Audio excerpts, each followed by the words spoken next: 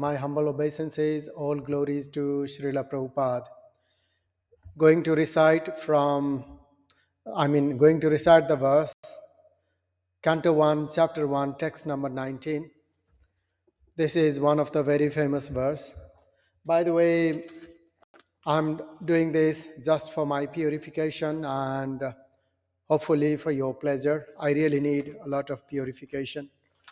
Srimad Bhagavatam is a person just like Srila Sanatan Goswami addresses Srimad Bhagavatam as Sarva Bhagavata Prana.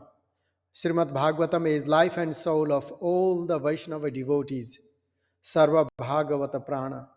And Srimad Bhagavata Prabhu, that is another way of address by Srila Sanatan Goswami. He addresses Srimad Bhagavatam as Srimad Bhagavata Prabhu.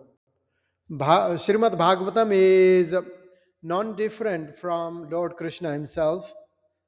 So in that way, Srimad Bhagavatam is as merciful, as powerful and potent as Lord Krishna because it is non-different from Lord Krishna. So when we come in contact with Srimad Bhagavatam, we are coming in contact with Lord Krishna himself because Lord Krishna and Srimad Bhagavatam are one and the same. And Srimad Bhagavatam is known as a literary incarnation of Lord Krishna. So I'm going to recite the verse by showing the both Sanskrit and English text. First, let me recite showing the Sanskrit text. Vayam tu na vitripyama uttama shloka vikrame yachrinnatam rasa jnanam swadu swadu pade pade. Vayam tu na vitripyama uttama shloka vikrame yachrinnatam rasa jnanam swadu swadu pade pade. Synonyms: Vayam, we, tu, but; no, not; Vitripyamaha, shall be at rest; Uttama Shloka, the personality of Godhead, who is glorified by transcendental prayers; Vikrame, adventures; Yat, which; Shrinnotam, by continuous hearing; Rasa, humor; Jnanam, those who are conversant with; Swadu, relishing; Swadu, palatable; Pade, pade, at every step. Translation. We never tire of hearing the transcendental pastimes of the personality of Godhead, who is glorified by hymns and prayers.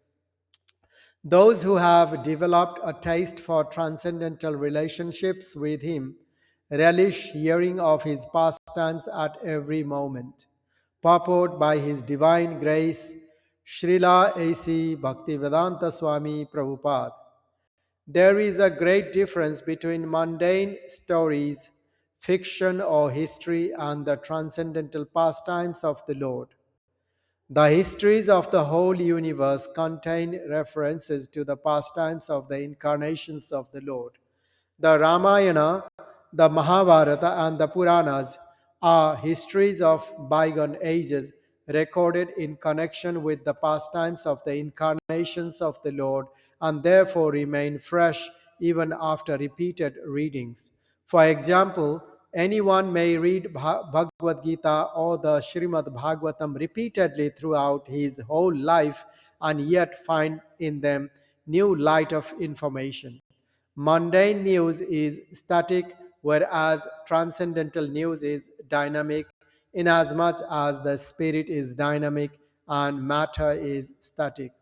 Those who have developed a taste for understanding the transcendental subject matter are never tired of hearing such narrations.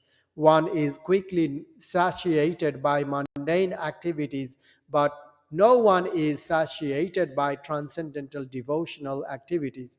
Uttama Shloka indicates that literature which is not meant for nescience Mundane literature is in the mode of darkness or ignorance, whereas transcendental literature is quite different.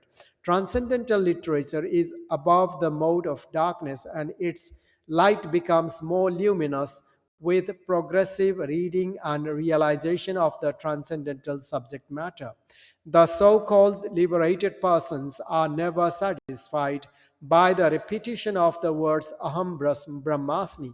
Such artificial realization of Brahma becomes hackneyed, and so to relish real pleasure, they turn to the narrations of the Srimad Bhagavatam. Those who are not so fortunate turn to altruism and worldly philanthropy. This means the Mayavad philosophy is mundane, whereas the philosophy of Bhagavad Gita and Srimad Bhagavatam is transcendental. Thank you so much. Hare Krishna.